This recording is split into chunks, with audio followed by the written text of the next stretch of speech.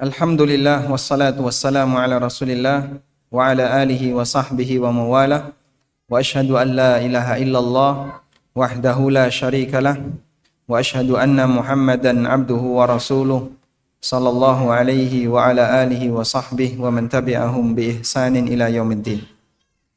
Baik. Selanjutnya kita beralih ke riba utang piutang. Insya Allah secara teori lebih mudah dipahami dibandingkan riba jual beli. Meskipun secara praktek ini lebih banyak di masyarakat daripada jenis riba jual beli. Dan bahkan nilainya lebih menakutkan dibandingkan riba jual beli. Prinsip dari riba utang piutang adalah seperti kaidah yang disampaikan oleh sahabat siapa tadi? Fudalah bin siapa? Fudalah bin sahabat siapa? Siapa? Fudalah bin Ubaid. Gimana kalimatnya? Kullu qardin jarra naf'an fahuwa riba. Semua utang yang menghasilkan manfaat, maka manfaat itu adalah riba. Baik. Sekarang kita akan sebutkan beberapa contoh kasus. Sebenarnya kaidah ini ketika kita paham sudah selesai. Cuman terkadang sebagian masyarakat kurang begitu menyadari kalau kasus yang dia alami ternyata itu melanggar kaidah ini. Nah, kita akan sebutkan beberapa contoh di antaranya. Yang pertama berkaitan dengan melunasi utang plus kelebihan. Melunasi utang dengan ada kelebihan. Kita sepakat bahwasanya posisi utang dan ada kelebihan, maka kelebihan ini adalah riba. Sudah? Boleh nggak Pak memberikan kelebihan ketika orang itu membayar utang, tapi tidak ada kesepakatan di awal? Jawabannya boleh. Namun ada 3 syarat. Pada asalnya membayar utang dengan ada kelebihan, kelebihan ini riba. Hanya saja diperbolehkan dengan 3 syarat. Apa saja itu? 1. Tidak ada kesepakatan di awal. Ada? Yang kedua, bukan atas permintaan dari pemberi utang. Bukan atas permintaan dari si pemberi utang. Yang ketiga, tidak ada budaya di tengah masyarakat bahwa siapa yang bayar utang harus memberikan kelebihan. Apabila ketiga syarat ini dipenuhi, maka kelebihan tadi hukumnya diperbolehkan. Bisa diulang? Boleh memberikan kelebihan ketika bayar utang dengan syarat 1, tidak ada kesepakatan. Yang kedua, bukan permintaan dari si pemberi utang. Mungkin tidak ada kesepakatan, tapi saat bayar utang, si pemberi utang minta, kamu kasihlah dikit aja nggak apa-apa, seikhlasnya boleh. Berapa? Ya sudah seikhlasnya. Maka saat dia ngasih lebih, karena desakan dari si pemberi utang, walaupun itu ikhlas, statusnya riba seikhlasnya. Hukumnya apa? Haram. Karena atas desakan si pemberi utang. Yang ketiga, tidak ada budaya. Kalau di masyarakat itu ada budaya, siapa yang bayar utang, dia harus ngasih kelebihan. Keberadaan budaya ini menyebabkan transaksi itu menjadi haram. Sebagai contoh, simpan pinjam di lingkungan RT. Misalnya ya, simpan pinjam di lingkungan RT. Baik, alhamdulillah sudah berhasil ya. Bismillah. Ya. Kita baru bahas yang pertama ini ya. Memberi utang karena dengan adanya membayar utang dengan ada kelebihan. Tadi kita sudah menyebutkan bahwa bayar utang plus kelebihan hukumnya boleh dengan syarat apa? Dengan 3 syarat. 1, 2, 3. Dah, tadi sudah Anda catat ya, saya tidak perlu nulis ulang. Baik, yang terakhir tadi saya menyebutkan tidak ada budaya di masyarakat bahwa siapa yang bayar utang harus memberikan kelebihan. Kejadian ini pernah ada di masa sahabat Abdullah bin Salam, pasca wafatnya Nabi SAW. Abu Burda, siapa Abu Burda? Anaknya Abu Musa al-Ash'ari. Itu pernah ketemu dengan Abdullah bin Salam di sebuah daerah tertentu. Saat Abu Burda ini ketemu Abdullah bin Salam statusnya apa, Pak? Sahabat atau tabi'in? Abdullah bin Salam, sahabat. Dulu pendeta Yahudi yang kemudian masuk Islam, dan beliau yang sering menunjukkan kepada Nabi SAW tentang isi Taurat. Ada bagian ini di Taurat, sehingga saat ditutup-tutupi oleh orang Yahudi, Abdullah bin Salam yang memberitahu. Baik. Abdullah bin Salam yang beliau adalah seorang sahabat radhiyallahu anhu, ketemu dengan Abu Burda. Lalu Abu Burda diajak oleh Abdullah bin Salam, nanti main ke rumah, saya mau menceritakan sesuatu. Akhirnya ketika sampai rumah, Abdullah bin Salam mengatakan, innaka fi ardin ar-riba fihi fashin. Kamu sekarang berada di sebuah daerah di mana riba itu tersebar di mana-mana. Wa inna min babir riba, dan termasuk di antara bentuk riba adalah ada orang yang ketika punya utang kepada orang lain, saat dia bayar utang, dia wajib membawa wabisallatin fiha hadiah. Dia wajib membawa sekeranjang hadiah. Fattaku tilkas sallah wa ma fiha. Waspadalah, jangan kau ambil keranjang itu berikut isinya. Kenapa nggak boleh? Karena sudah jadi tradisi. Di sini kalau bayar utang, bawa sekeranjang hadiah. Sekeranjang buah, atau sekeranjang hadiah apapun. Karena ada aturan seperti itu di masyarakat, walaupun tidak ada kesepakatan di depan, walaupun tidak diminta, tapi karena ada budaya, maka keberadaan tradisi ini sama dengan aturan. Hingga ada sebuah kaidah, al-ma'rufu urfan kal masyruti syarton. Sesuatu yang sudah menjadi urf, maka statusnya sama sebagaimana disyaratkan. Apabila sesuatu itu menjadi urf artinya apa? Kebiasaan. Apabila sesuatu itu sudah menjadi urf, sudah menjadi kebiasaan, maka statusnya sama sebagaimana syarat. Al-ma'rufu urfan kal masyruti syaratan. Sehingga adanya kebiasaan siapa yang bayar utang harus ngasih lebih, berarti itu sama dengan syarat. Walaupun di awal tidak disepakati. Bisa dipahami insyaallah? Baik. Dalam kumpulan RT, terkadang ada simpan pinjam. Sudah? Ada anggota RT yang mungkin dia belum memahami budaya di situ. Dia baru saja bergabung jadi salah satu warga baru, kemudian ikut di situ. Utang 500.000. Saat dia ngembaliin 500. Karena dia nggak ngerti. Tidak ada aturan tertulis harus ngasih kelebihan. Pokoknya utang 500 ya dia balikin 500. Disenggol sama temennya. Kamu itu kalau kembaliin utang ngerti sendirilah. Maksudnya gimana? Ya seharusnya kamu ngerti sendiri. Budaya di sini itu kalau bayar utang ngasih kelebihan. Maka saat dia ngasih kelebihan, karena asas itu adalah tradisi, dia ngasih kelebihan. Ini statusnya adalah riba ngerti sendiri. Hukumnya apa? Nggak boleh. Baik, ini yang pertama. Selanjutnya, kita akan membahas tentang hadiah sebelum utang lunas. Hadiah sebelum utang lunas. Jadi orang ketika utang, dia berutang, kemudian dia memberi hadiah. Memberi hadiah sebelum, Anda garis bawahi ya, sebelum utang lunas. Apa hukumnya? Dalam fatwa yang disampaikan oleh Ibnu Abbas dan Ibnu Umar, mereka ngasih dua pilihan. Coba kita baca fatwanya. Hadiah sebelum utang lunas. Anda lihat ini ya fatwanya.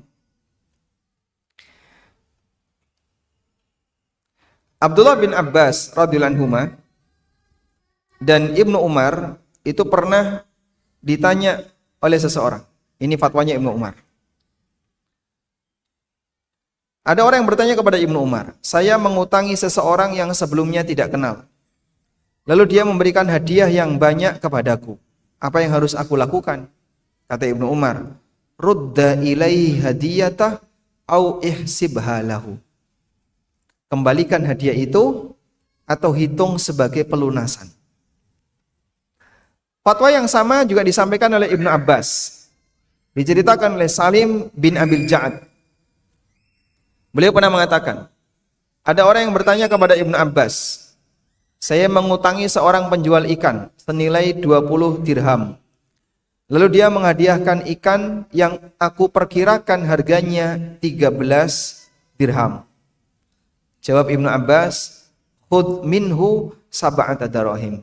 Kamu boleh mengambil senilai 7 dirham dari orang itu. Bisa dipahami insyaallah? Baik. Jadi begini. Dari keterangan Ibnu Abbas dan Ibnu Umar, orang yang punya utang, lalu dia ngasih hadiah ke kita, maka di situ pilihannya ada dua. Satu, diterima. Kalau diterima, konsekuensinya apa Pak?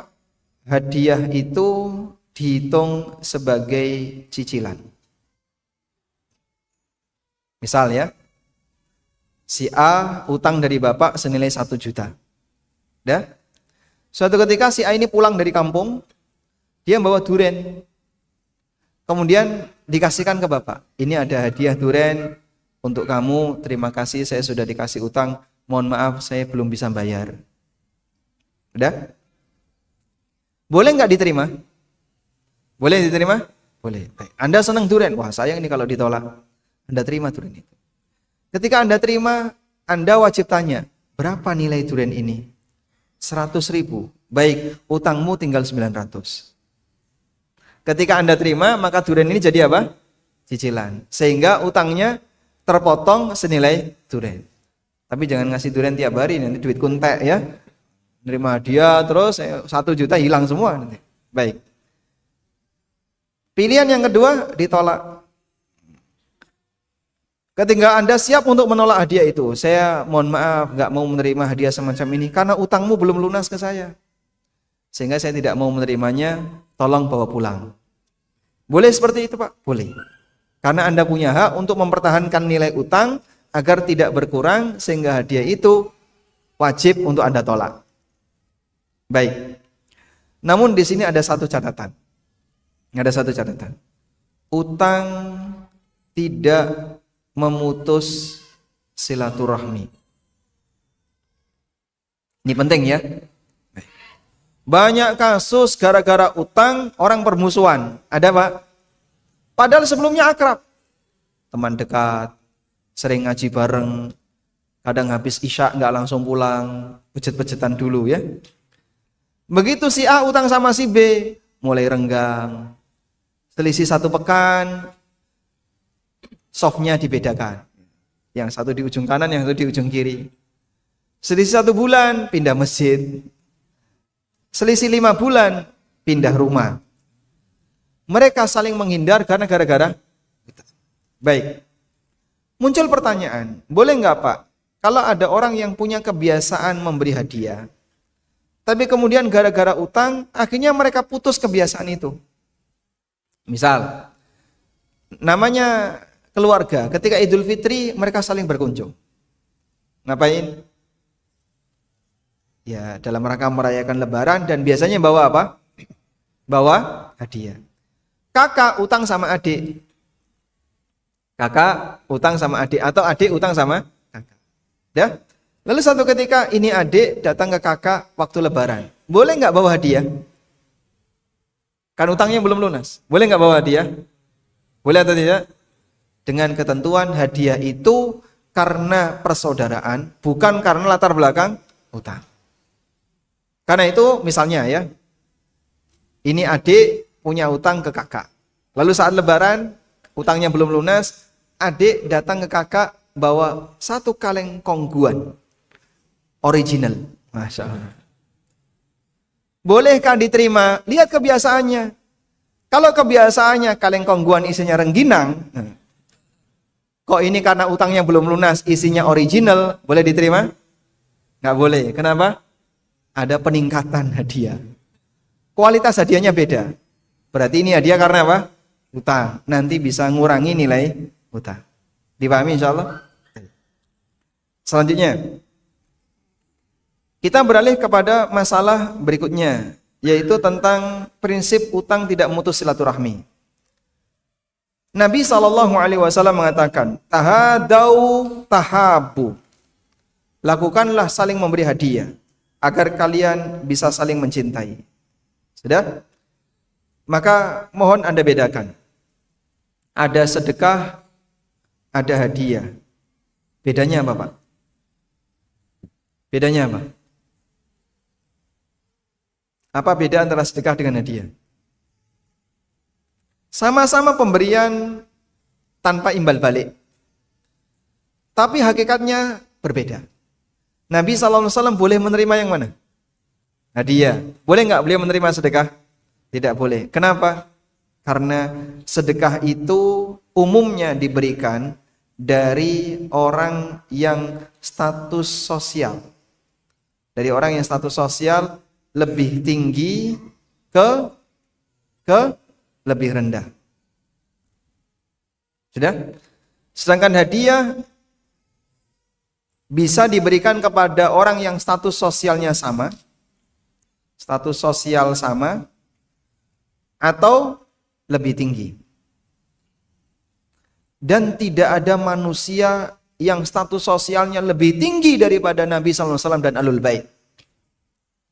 Karena itu beliau dilarang untuk menerima sedekah. Kalau beliau menerima sedekah, berarti si pemberi sedekah status sosialnya lebih tinggi. Dan itu nggak boleh.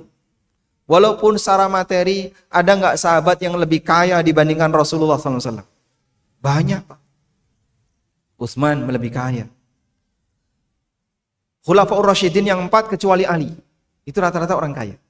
Abu Bakar, Umar, Utsman. Ali bin Abi Thalib kan orang yang hidupnya terbatas. Para sahabat-sahabat Ansor yang lain jauh lebih kaya dibandingkan Rasulullah SAW. Namun secara status sosial Nabi SAW paling tinggi. Karena beliau imam dan beliau nabi, beliau rasul yang tertinggi. Tidak ada yang lebih tinggi status sosialnya dibandingkan beliau. Maka beliau boleh menerima hadiah tapi tidak boleh menerima sedekah. Sudah? Karena itu untuk sedekah lebih baik dirahasiakan. Lebih baik dirahasiakan. Kenapa? Karena tujuannya bantu. Tujuannya menderma sosial. Menderma. Allah Subhanahu wa taala berfirman, "In tubdus shadaqati fa ni'mahi wa in tukhfuha wa tu'tuhal fuqara fa huwa khairul lakum." Kalau kalian tampakkan sedekah, itu hal yang bagus. Sehingga sedekah ditunjukkan itu boleh. Wa in tukhfuha, dan kalau kalian sembunyikan, kalian rahasiakan. Wa tu'tuhal fuqara, dan kalian berikan kepada orang miskin, fa huwa khairul lakum, itu lebih baik bagi kalian. Sehingga sedekah rahasia lebih baik. Tapi kalau hadiah, saya sampaikan, jangan dirahasiakan. Loh kok bisa, Pak? Fungsi hadiah apa? Fungsi hadiah apa? Untuk membangun suasana kerukunan, biar makin akrab, makin dekat. Yang kata Nabi SAW, tahadau tahabbu. Lakukanlah saling memberi hadiah agar kalian saling mencintai. Kalau tujuannya dalam rangka untuk mewujudkan suasana akrab, saling mencintai, kok dirahasiakan? Gimana bisa terwujud? Makanya kalau hadiah silahkan Anda tunjukkan. Ini hadiah dari saya, ditulisi namanya misalnya. Kalau misalnya nggak ketemu, tulisi namanya. Dari si A, dari si B, tunjukkan. Saya pernah dengar ya, kajian lewat radio. Saya waktu itu main ke rumah seseorang, kemudian dia nyetel radio. Lalu si pengisi radio ini bilang, kalau nyumbang pengantin, nyumbang waktu walimah saat resepsi, itu nggak perlu pamer, masa ditulisi. Dari si A, selamat atas pernikahannya, ini dari si B, dan seterusnya. Nggak perlu pamer seperti itu, sudah kasih-kasih saja.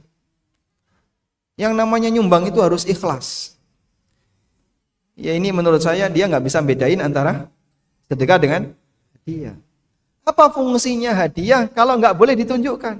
Padahal tujuannya apa tadi? Agar orang saling mencintai. Makanya orang ketika ngasih hadiah ditampakkan, ini hadiah dari saya. Biar kita saling mencintai. Baik.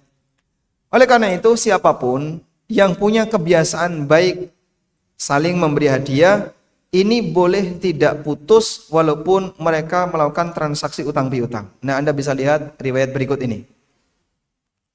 Dari Anas bin Malik radhiyallahu anhu. Secara marfu. Secara marfu artinya apa? Bisa dinisbahkan kepada Nabi sallallahu alaihi wasallam. Dikatakan, "Idza aqrada ahadukum qardan." Kalau kalian mengutangi orang lain, fa ahda lahu au hamalahu 'ala dabbah. Lalu dia ngasih hadiah atau ngasih tumpangan gratis, fala yarkabha, jangan diterima. Anda ngasih utang ke tukang ojek, lalu ketemu di jalan, "Ayo Pak, tak antar pulang. Terima kasih Bapak sudah ngasih utang ke saya, mohon maaf saya belum bisa bayar." Gratis nggak apa-apa. Boleh nggak dilayani? Hah? Nggak boleh. Anda naik ojek ini gratis, dalam keterangan ini riba. Hanya sebatas jasa. Wala yaqbalhu, dan jangan terima itu hadiah illa ayyakuna jara bainahu wa bainahu qabla dzalika, kecuali hadiah yang sudah menjadi kebiasaan sebelumnya. Kecuali hadiah yang sudah menjadi kebiasaan sebelumnya. Kalau sebelumnya sudah jadi kebiasaan enggak masalah. Tapi kalau baru pertama kali ini tiba-tiba dia ngasih hadiah, oh sebabnya karena utang, Anda enggak boleh menerima. Contohnya seperti tadi ya, kakak dan adik. Baik, kasus sekarang Pak.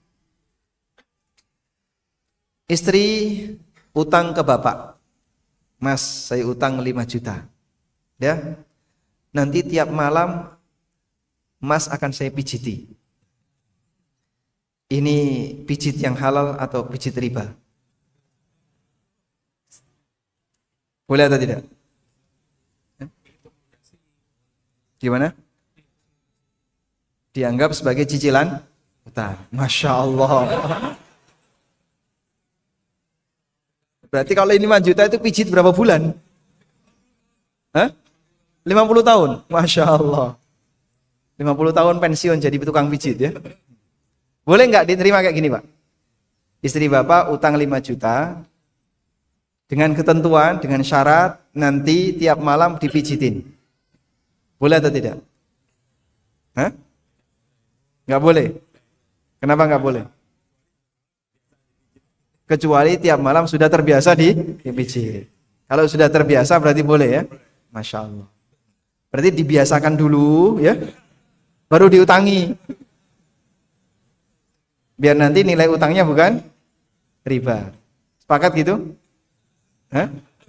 Masya Allah. Ini nelongso banget suami kayak gini ya. Solusinya gimana Pak Ustadz kalau terjadi seperti itu? Solusinya gampang Pak. Jenengan kasih saja, nggak usah diutangi ya. Nah ini hibah untuk kamu, nggak perlu dikembalikan, insya Allah pijitannya halal. Sepakat Pak? Insya Allah. Baik, catat ibu-ibu, bapaknya sepakat ya. Malam ini boleh dipraktekkan. Baik. Selanjutnya, ini kasus nih. Boleh nggak menerima hadiah dari bank?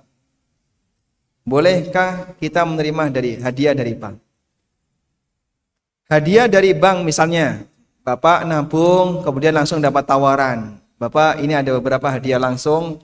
Ada mukna, ada mushaf, ada sajadah, ada buku catatan, blok not, dan aneka pernak-pernik yang lain. Ada payung, ada kaos. Bapak boleh milih? Boleh nggak ngambil itu Pak? Ya? Boleh atau tidak? Boleh, dengan syarat. Ya? Misalnya, Anda tertarik, ini mushaf bagus banget nih. Sayang kalau ditolak. Anda ambil itu mushaf. Ketika Anda mengambil itu mushaf, maka Anda tanya kepada teller, ini harganya berapa? 100.000. Baik, tolong saldo saya dipotong 100.000. Kalau bisa silahkan ambil. Bisa nggak? Hah? Secara sistem nggak bisa. Sistemnya gimana Pak caranya? Tiba-tiba saldo Bapak terpotong 100.000. Ditulisi, kodenya nggak ada itu. Nomor berapa Pak? Ini kodenya nggak ada Pak. Hadiah mushaf, kode 07. Kemudian terkredit atau debit itu? Terdebit 100.000. Nggak ada. Maka dalam posisi ini Pak, ketika di situ tidak mungkin Anda bisa mengurangi saldo tersebut, Anda dikasih hadiah karena Anda punya tabungan. Nah yang perlu untuk diperhatikan adalah status tabungan kita di bank itu apa? Si A nabung uang di bank. Kalau Bapak saya tanya, Anda nabung di bank itu akadnya apa Pak? Akadnya apa? Hah? Ngasih ke bank, menghibahkan uang Anda ke bank, atau menghadiahkan uang itu ke bank? Tidak dua-duanya. Titip duit ke bank? Titip. Kalau titip, berarti bank tidak boleh memanfaatkan. Karena titip itu gimana? Misal ya, Bapak mau berangkat umroh. Satu keluarga. Di rumah ada duit 10 juta. Wah ini daripada nyimpen di rumah duit 10 juta, nggak tahu nanti jangan-jangan bahaya, lalu Anda ambil 10 juta, Anda titipkan tetangga. Pak, saya titip uang 10 juta, saya mau berangkat umroh 1 bulan. Udah? Lalu Anda berangkat. Status duit ini apa? Titip. Baik, setelah Anda berangkat, tetangga Anda berpikir, duit 10 juta 1 bulan, nganggur, sayang. Akhirnya dipakai untuk modal usaha, jualan cilok. Boleh nggak? Kenapa nggak boleh? Karena akad Anda apa? Titip. Ketika dia tidak izin melakukan seperti itu, berarti gimana? Berarti gimana? Tidak amanah. Dititipi kok malah dipakai? Amanah nggak? Contoh yang sama ya. Kas masjid, dibawa bendahara takmir. Sudah? Oleh takmir dipakai walimah nikah anaknya ya. Bukan dia nikah lagi. Boleh atau tidak? Kenapa? Khianat. Dia tidak amanah. Duit ini titipan. Yang seharusnya dia jaga, tapi ketika dia gunakan, maka dia menyalahi amanah. Paham? Baik. Berarti kalau Bapak nabung di bank, statusnya titip, akadnya wadiah. Gini, kalau akadnya wadiah, pertanyaannya, kira-kira bank menggunakan uang itu enggak? Kira-kira menggunakan enggak? Berarti banknya amanah enggak? Maka Anda ketika menyebut itu wadiah, sementara uang itu dipakai oleh bank, padahal tidak minta izin ke Bapak, kan Anda nggak pernah ditelepon sama bank.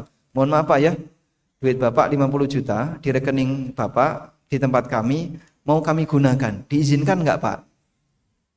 Pernah dihubungi bank kayak gitu Pak? Jutaan nasabah naruh duit di situ. Otomatis itu akan menjadi propertinya bank.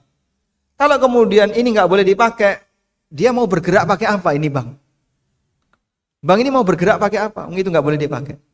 Maka di posisi itulah regulasi di negara kita bahwa uang nasabah yang masuk ke bank menjadi properti bank. Bank boleh pakai tanpa harus minta izin.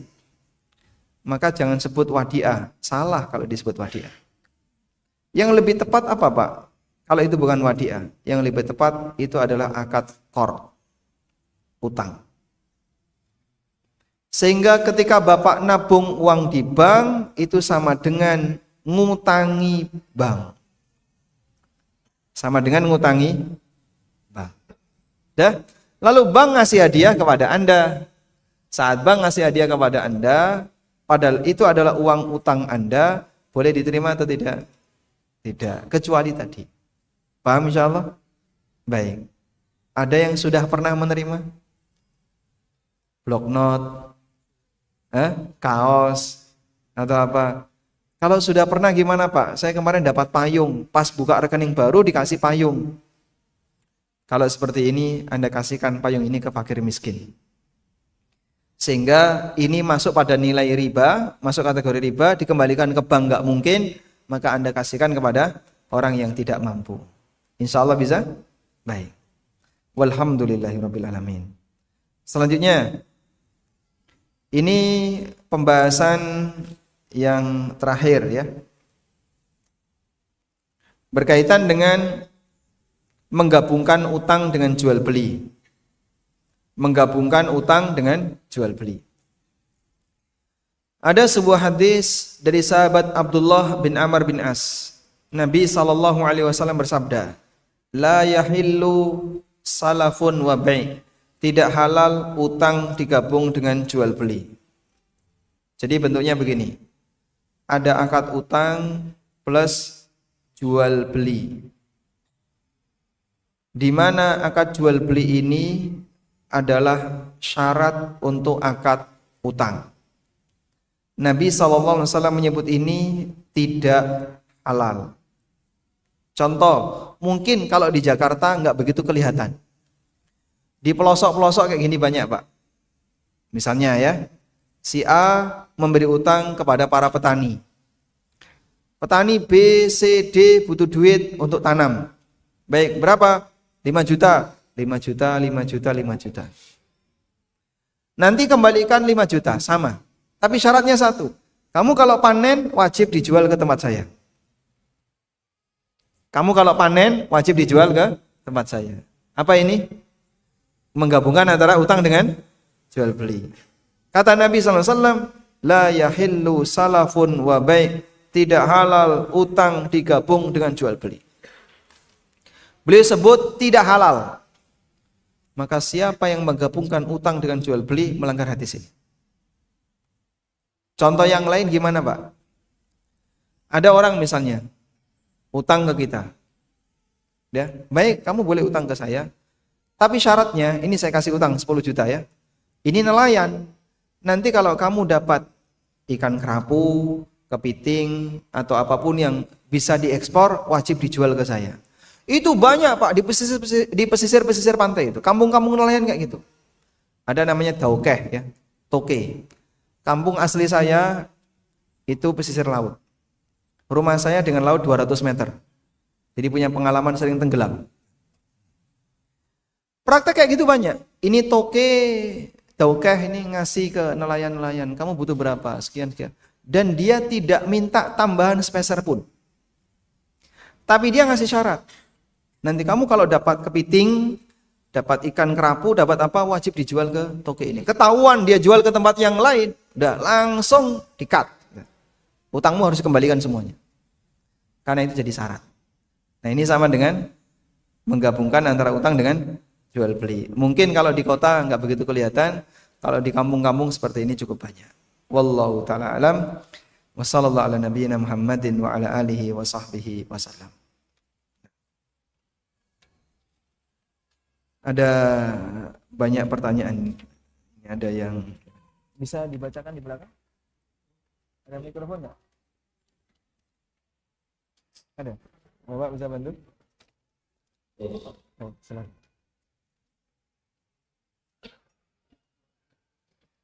Bismillah. Awal Ustaz ingin bertanya, karena bekerja di perusahaan telekomunikasi yang mana ada SOW pekerjaan, SITAK dan IMB.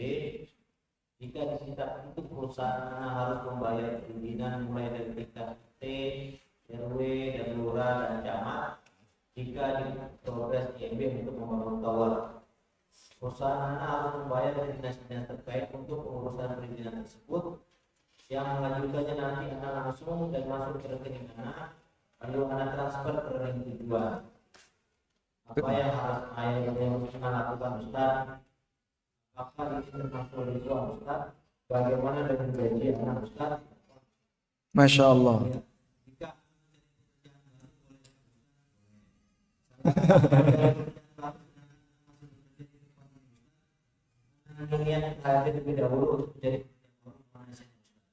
Masya Allah.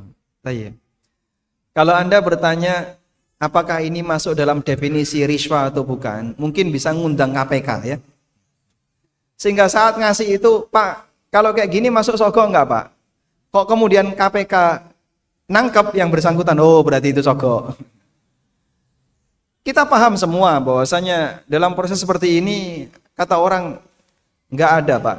Untuk sampai bisa mendapatkan izin kok gratis sesuai prosedur, itu enggak ada. Sehingga kalau misalnya ngikuti SOP sesuai dengan undang-undang yang berlaku di negara kita, mungkin nggak bakalan jalan. Untuk hanya pengurusan sebuah perizinan satu saja, ada banyak meja, dari mulai meja paling kecil sampai meja paling gede. Paling bawah apa? Pak RT. Pak RT minta itu Pak RT, Masya Allah. Boleh nggak dikasih, Pak? Kasihan Mas, itu kan nggak digaji Mas. Baik, kasih Pak RT. Pak RW, minta juga Pak RW, kasih. Aparat negara yang paling bawah yang dia mendapatkan gaji, mana Pak? Kelurahan. Baik, ini pejabat. Anda ngasih itu masuk kategori riswah, sogok, untuk mendapatkan hak izin. Dan Nabi SAW mengatakan, la'anallahu ar-rashi wal murtashi war-ra'ish. 3 orang yang dilaknat karena sogok. Yang memberi sogok, yang menerima sogok, war-ra'ish, dan perantara sogok. Perusahaan Anda memberi sogok. Aparat ini, oknum, penerima. Anda yang nganterin, kena. Padahal Anda tidak menerima manfaat sama sekali. Duit itu Anda nggak dapat. Apakah setelah Anda ngasih, Anda kemudian dikasih bagi hasil? Terima kasih ya Mas. Ini kamu saya kasih 10%. Dikasih nggak? Tidak. Subhanallah, Anda rugi 2 kali. Anda nggak nerima, tapi kena dosa. Terus gimana Pak? Kalau bisa pindah bagian, pindah bagian. Sehingga jangan mau di bagian itu. Sampaikan kepada atasan, Pak mohon maaf, saya paling alergi dengan yang namanya ngasih sogok atau ngantarkan sogok. Jadi tolong sekali, saya jangan ditaruh di posisi ini. Anda harus berlepas diri dari kegiatan semacam ini. Namun jika hanya itu yang bisa Anda lakukan dan dengan itu Anda dibayar, Anda digaji, maka Anda dibayar karena maksiat. Dan salah satu di antara kaidah, semua gaji yang didapatkan oleh seseorang karena maksiat, gajinya haram. Semua gaji yang didapatkan oleh seseorang karena maksiat. Perusahaan ini perusahaan halal. Perusahaan telekomunikasi halal enggak? Halal. Perusahaan manufaktur untuk barang yang mubah, halal. Masalahnya Anda berada di bagian yang bersinggungan dengan yang haram. Sehingga kerja Anda kerja maksiat. Dan dari situ Anda dibayar. Maka gaji Anda haram. Walaupun karyawan yang lain bisa jadi gajinya halal. Karena perusahaan ini bergerak di unit yang halal.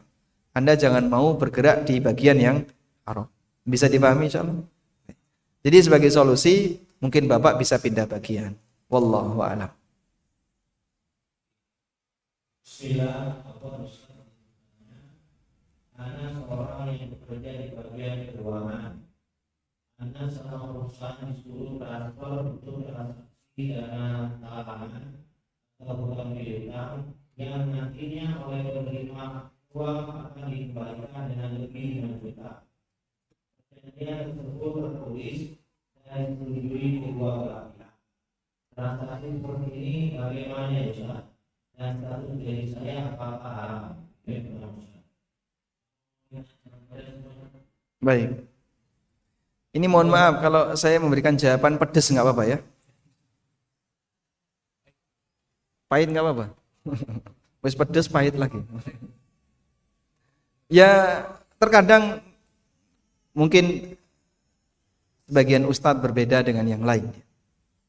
Kalau Dr. Erwandi yang menyampaikan ini ya, beliau tidak ada kalimat yang lain, resign.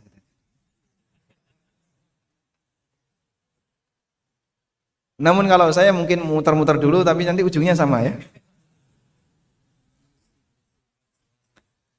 Rasulullah SAW melaknat 5 orang karena riba. Mulai dari pemakan riba, pemberi riba, yang nyatet riba, dan 2 saksi. Ya, yang menikmati 1, yang menerima. Tapi yang lain kena. Karena mereka satu lingkaran. Dan Allah melarang wala ta'awanu 'alal itsmi wal udwan. Jangan lakukan tolong-menolong dalam maksiat. Ketika Anda tahu ini maksiat, transaksi ini adalah transaksi riba. Anda menyalurkan utang dan dalam kesepakatan nanti akan ada kelebihan. Tugas Anda seperti itu dan Anda dibayar. Maka Anda terlibat dalam lingkaran transaksi riba tadi. Anda terlibat dalam lingkaran transaksi ini. Dilaknat oleh Rasulullah SAW. Bayangan laknat Nabi itu seperti ini, Pak. Anda pengen nggak ketemu Rasulullah SAW? Kita semuanya pengen ketemu Nabi Sallallahu Alaihi Wasallam, orang yang sangat kita muliakan, panutan kita bersama. Apa yang bisa Anda bayangkan ketika seorang anak pengen pulang ketemu bapaknya, tapi tiba-tiba di pinggir jalan sebelum masuk rumah, bapaknya ngangkat senjata, berani pulang? Lihat ini. Kira-kira anak ini gimana, Pak? Hah? Mungkin dia akan mundur. Bapak saya marah sama saya. Padahal ini sudah sangat rindu untuk ketemu Bapak. Apa yang bisa Anda bayangkan ketika kita rindu ketemu Nabi SAW dalam posisi kita dikutuk oleh Rasulullah SAW. Semua dosa yang di situ ada pernyataan la'ana Rasulullah Sallallahu Alaihi Wasallam. Rasulullah melaknat. Bayangkan kayak gitu, Pak. Saya ingin ketemu Nabi SAW, tapi beliau mengutuk saya. Gimana kita bisa ketemu Rasulullah SAW dalam kondisi bahagia? Makanya pilihannya yang seperti ini tolong diwaspadai. Mulai dari yang makan riba, pemberi makan riba, yang terlibat sebagai tukang catat maupun saksi, hindari semua. Anda mungkin tidak menerima manfaatnya, tapi Anda menerima dampak buruknya.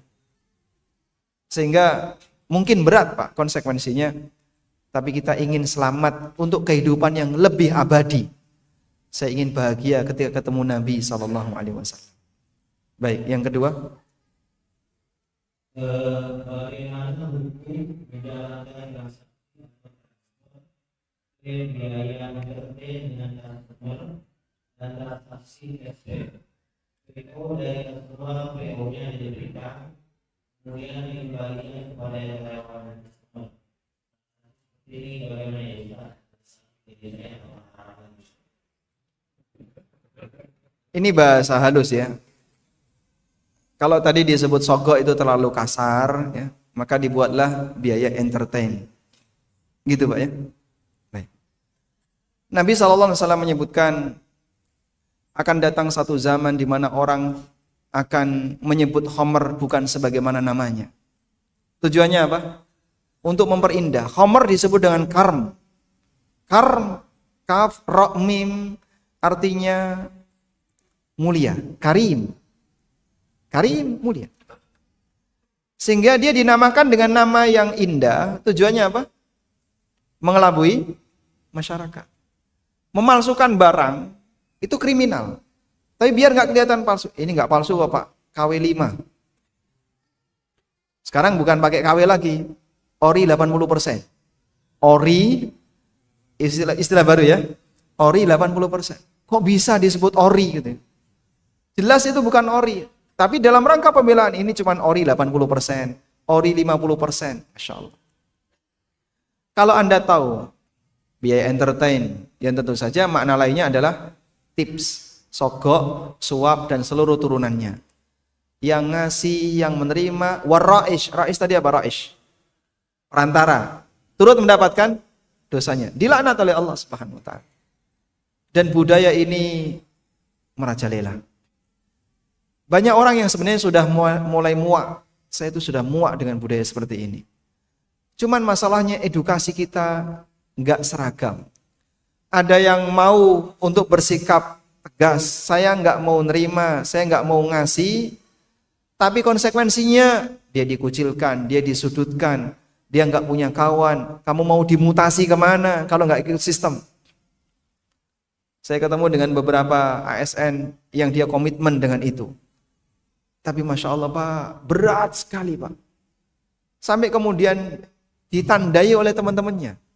Sehingga karirnya nggak naik. Karena dia bersinggungan dengan yang lain. Dan banyak seperti itu. Dan yang namanya kedustaan, awal mulanya terasa berat untuk dilakukan. Tapi ketika sudah jadi kebiasaan, jadinya apa? Ringan. Bukan cuma ringan, dinikmati. Makanya Nabi SAW mengatakan, iyyakum wal kadhib. Fa innal kadhiba yahdi ilal fujur. Waspadalah dengan dusta. Dusta itu mengajak orang untuk melakukan tindakan al-fajir. Tindakan fujur. Tindakan durhaka. Wa innal fujura yahdi ilan nar. Wa la yazalu rajulu yakdzib wa yataharral kadzib. Ada orang yang senang berdusta, milih berdusta hatta yuktaba indallahi kadzdzab. Sampai dia dicatat di sisi Allah sebagai pendusta. Kalau sudah tercatat sebagai pendusta, mustahil bisa berubah. S1 lulusan S1 dia membawa idealisme mahasiswa fresh graduate, keterima kerja di lembaga tertentu. Awal mula dia masuk kerja masih bersih. Saya nggak mau korupsi. Wong dulu demo anti korupsi kok. Dulu demo anti korupsi. Itu pertama. Tahun pertama mulai geser idealismenya. Tahun kedua menikmati dia. Ketika sudah tercatat sebagai pendusta, maka selamanya sistem itu nggak bisa berubah. Yang namanya tadi Pak ya, perjalanan dinas palsu, rapat palsu, dan subhanallah, duit berapa sih yang diperjuangkan? Sampai seperti itu caranya. Kita berharap semoga seperti ini ada perubahan, termasuk juga istilah-istilah tadi ya, biaya entertain dan seterusnya, semoga bisa hilang dari bumi Indonesia. Dan kita berharap semoga Allah Subhanahu wa taala memberikan keberkahan bagi masyarakat Indonesia. Cukup insyaallah ya, sudah jam 8. Walhamdulillahirabbil alamin. Yang terakhir bagi-bagi hadiah. Ada hadiah utama, Pak. Hadiah utamanya ini, Pak. Buku tafsir salat. Ada yang pernah baca buku ini? Mungkin sudah ada ya. Pertanyaannya, kita hadiahkan buku ini untuk jamaah yang sepanjang hidupnya tidak pernah utang. Enggak pernah utang? Sama sekali? Dari mulai lahir sampai usia sekarang? Masya Allah. Usia berapa Pak? 54. Masya Allah. Dapat hadiah langsung. Semoga bisa dipertahankan sampai akhir hayat ya. Baik. Selanjutnya ASN. Yang ASN angkat tangan. ASN Bapak? 1, ada lagi? 2, 3. Udah pensiun. Masih dihitung enggak? Ada 3 ya. Baik. Bapak ASN juga? Pensiun. Pertanyaannya. Sebutkan 3 orang yang dilaknat karena suap. Khusus yang ASN. Sebutkan 3 orang yang dilaknat karena suap. Silakan. Silakan Pak. Pemberi suap, penerima suap, perantara suap. Namanya apa tadi perantara? Roshi, Murtashi, satu lagi? Raish. Masya Allah, barakallahu fikum. Baik. Selanjutnya, buku pengantar ilmu waris. Kalau pertanyaannya siapa di antara bapak yang warisannya paling banyak, mungkin nggak ngaku ya. Saya ganti pertanyaannya, siapa yang orang tuanya tidak meninggalkan warisan? Bapak, orang tuanya nggak meninggalkan warisan? Masya Allah, dapat hadiah langsung.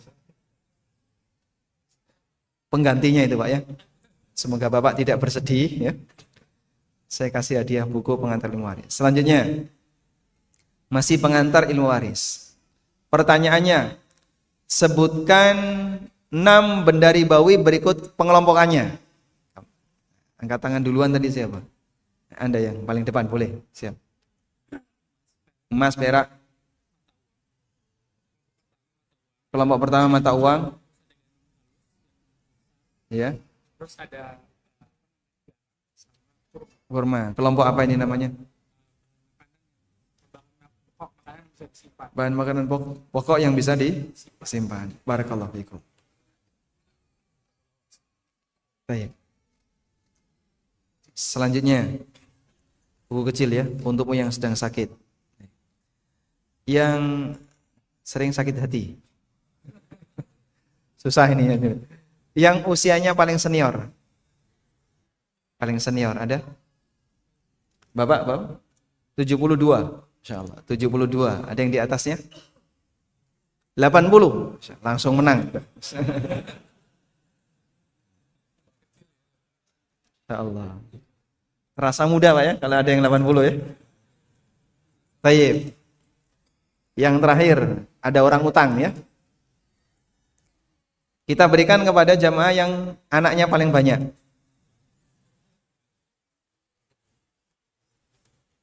Anaknya paling banyak. Ada? Udah, yang punya anak di sini berapa sudah? Berapa?